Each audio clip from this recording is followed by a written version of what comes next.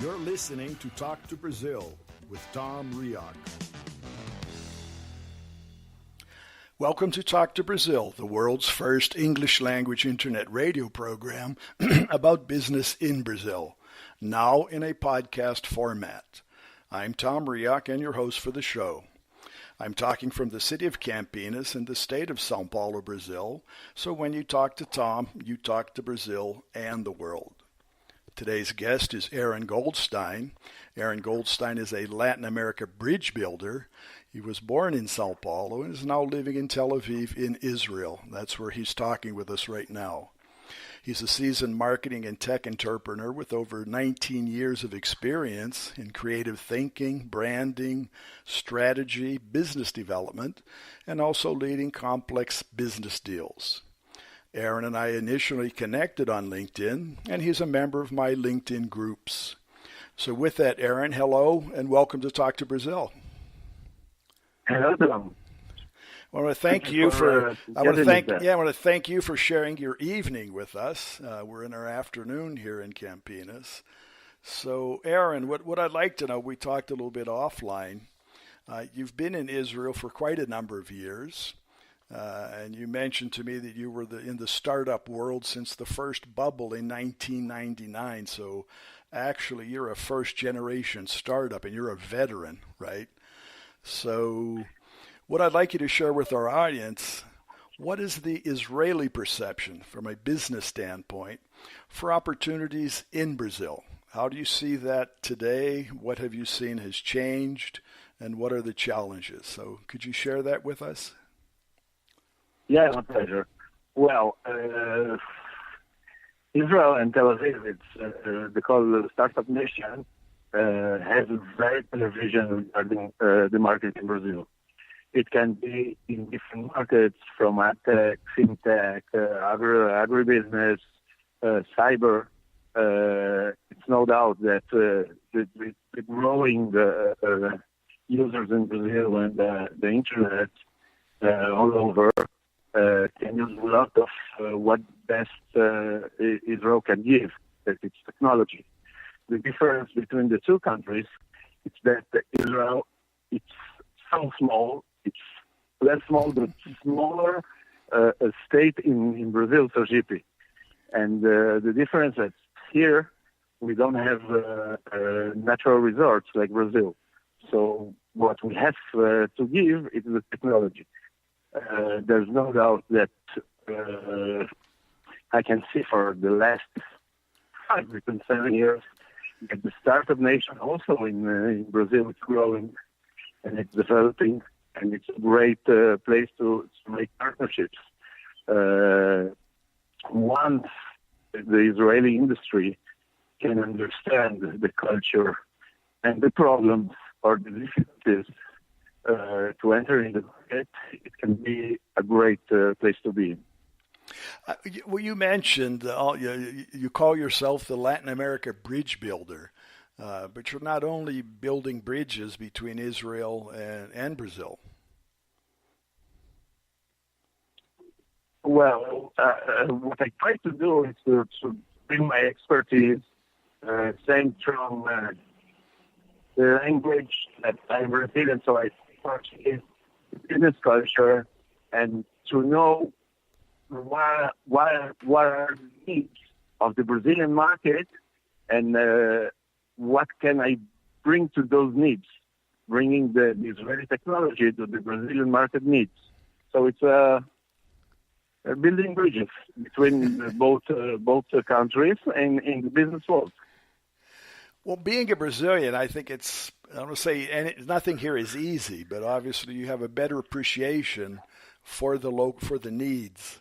But how are you able to translate that, not only in a linguistic sense? How do you make other business persons understand that Brazil is a land of opportunity?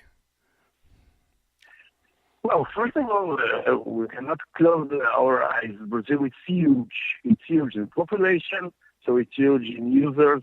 It's huge economic, and that's why both countries can give one to other and grow together.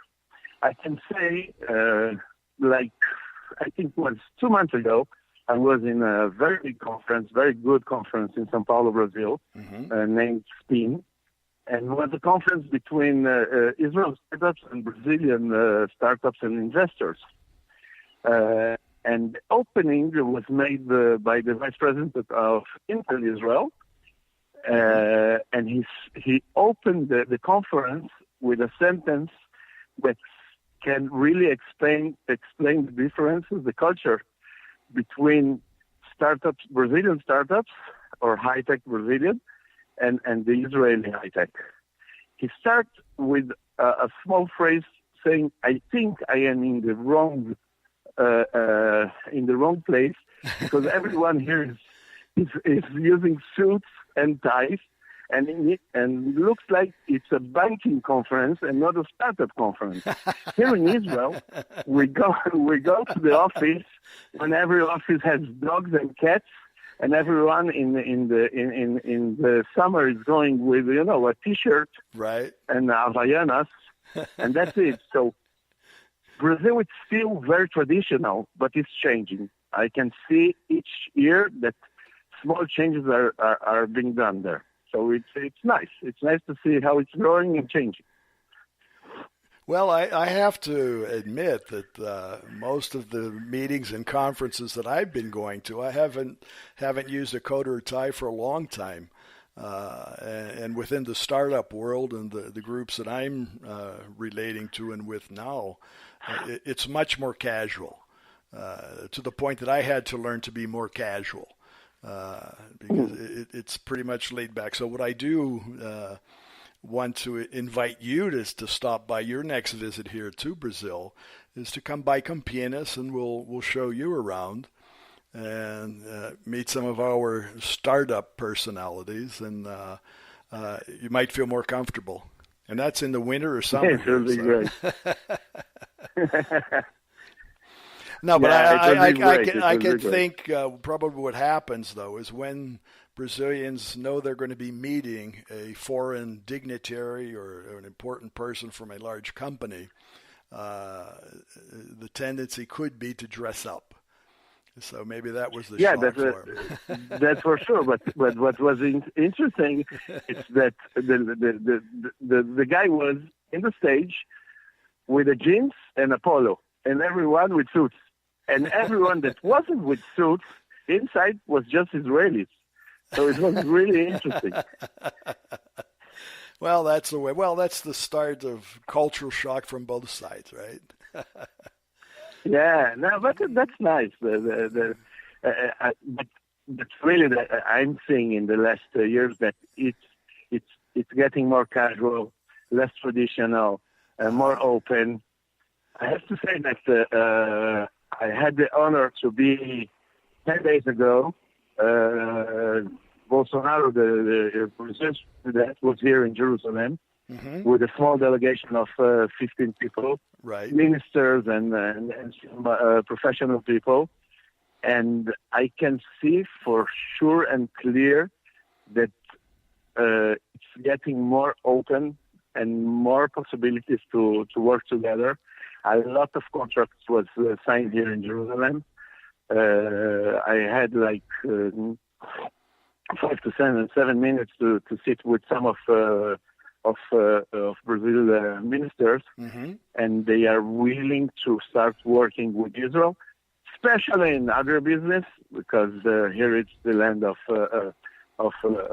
agribusiness and yes, cyber. It is. Yes, and for sure it will be a great time that we will both countries will be together, working together.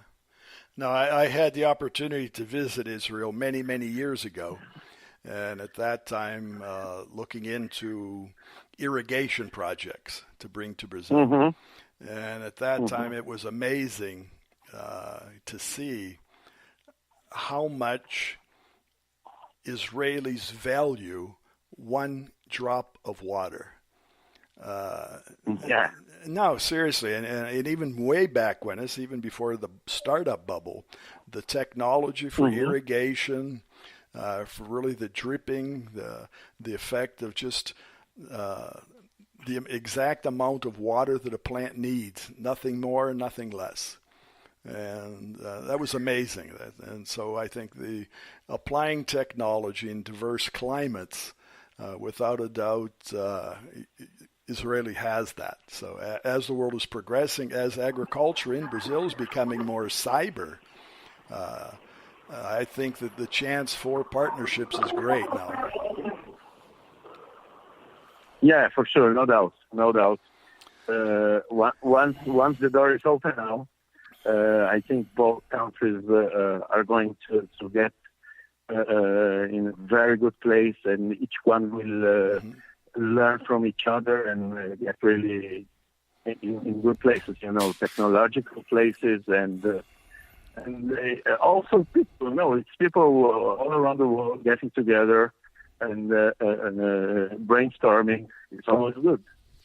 Well, talking about around the world, you mentioned to me before we started on air that you're also working together with a Chinese venture, right? iCarbon X. So it's not only the Israeli culture and the Brazilian culture. You're pretty familiar with the Chinese culture now. Yeah, well, I used to. I am the in the startup world for a long time, like we talked. And I used to work also with a really big Chinese company in Brazil, Baidu, when I was in AdTech, in another startup iron source, also Israeli. Yeah, okay. And now I'm working with iCarbon X. It's health and fitness technology with AI. They got two very big rounds of investment from Chinese investors. So now it's an Israeli-Chinese company, and my goal now is really to bring our product to Brazil. I think it's everything to do with Brazil. Brazil, it's a fitness. It's the second country in the world in the fitness business, saying from numbers of people that are using fitness machines and things like that, and also in economic, the numbers are astronomical. It's almost $3 billion in a year spent in Brazil in fitness, gym, and everything. So that's another huge challenge. And actually, like you said, Brazil is the agriculture opportunities, health opportunities, education opportunities, cybersecurity, a number of things. So you're going to be able to keep yourself very busy now. Sorry? You're going to be able to keep yourself very busy now. Yeah, that's the idea. I hope so. Now, one more thing, Aron. I mentioned you're the first generation startup. What do you see the startups today in Tel Aviv, the younger people? What do you see them looking towards? What are they developing when they look out into the world? What's the key factors driving them right now? Yeah, okay. Well, first of all, the numbers in Tel Aviv, it's crazy. From each 64 people in Tel Aviv, one is trying to build a startup. So it's really crazy. That's happened for from some reasons. One of the reasons is that the government really helps. Helps if it's tutoring, mentoring, or even economic help. So people are trying. But when I started in 1999 in Israel, we had just 3 startups. It was Incredible, that was acquired by Period, Hotbar, and DAP. It was Download Accelerate. That's all. And everyone was thinking about the big business, the ICQ, that was also Israeli company, just closed there. It was 400 million. I'm telling in 1998 or 1999. Today, it's totally different. We have, first of all, a new generation that everyone that works with management knows that it's a different generation, looking in a lot of different fields, once was AdTech. Today it can be cyber, AdTech, FinTech, AgriTech. You know, it doesn't stop. It doesn't So it's stop. totally different. And a lot of people working from a cafe for a few months till they can get all the first revenues or the first money inside and getting their own cyberspaces. A lot of co-working offices in Tel Aviv, and it's really nice. It's really interesting. Well, I think I've heard that with other interviews I've had, and throughout the world, the word connectivity seems to be the driver for startups anywhere. If you're able to connect, you're able to start a business. So, and in this world of startups, I think that's the fact. You said the co-working atmosphere to start your business in a cafe, in a restaurant, or wherever. As long as you're able to hook up and get into the internet on the web, you're in business. Once you have your laptop or even a good smartphone and internet, you go for it. It's unbelievable. So that's the driver to. Well, that's the difference here too, and I think in the area where I am, in the region of Campinas, that's the driver of excellent connectivity. The challenges are out there. It's just using personal creativity, right? And that's one of the things that you have is the creative thinking. Bringing that together with branding and strategy. I don't want to say it's easy to make a startup because literally there are so many today, but the path to success is open to everybody. That's for sure. The path of success is open for everybody. On the other hand, it's really nice to see that from each 64 people, one is trying to run a startup. Mm-hmm. In the end, it's less than 10% of those businesses that can succeed. But even so, it's great because thinking out of the box and moving, that's in the end moves the country forward and bring people to think forward, and it's all healthy and good for the country. Man, I could see that too, and that's my feeling. What we're talking right now, you become a boundary-less environment. There's more openness, there's more sharing. The fact that we were able to link up very easily, finding each other on LinkedIn, that process of finding and meeting somebody and accepting the other person is more fluid today than it used to be years ago. For sure. It was hard to find people, right? Yeah, it was hard. Once I remember I used to live for 3 years in Porto Alegre, and was at Orkut, was the first social from Google. Was before Facebook. It didn't work. It was just in Brazil, India, and Estonia. Right. But I remember till today, you was in the street meeting someone new. How is your phone number? No, find me in the Orkut. Find me on Orkut. So, that's true. and today we have LinkedIn, and it's for us the professionals. It's for sure a great tool to find leads, to find friends, to find everything that have to be with our professional life. That's true. And find opportunities, and opportunities find you. I think that's back to the branding. You don't need to be looking. You need to be well positioned, and the opportunities will come. For sure. Once you know how to spot yourself into it, people will find you. Yeah, that's true. Yeah. Well, we found each other, so it does work. Yeah, it does work for sure, and I'm very happy that it does work. No, it does. Well, Aron, we're coming to the end of our time. I want to thank you for sharing your evening with us, right? And your time, because what we know today, time is precious, and time is money, and money is time. So thank you for your sharing, your goodwill with us, and in the future, certainly we'll be talking more as business evolves. Okay. Thank you very much. It was my pleasure. Thank you again. And I'd also like to thank our audience for taking part, and also like to invite everyone to visit our website, that's talktobrazil.com, and follow the links, and you'll find more about Aron Goldstein and the link to his LinkedIn profile.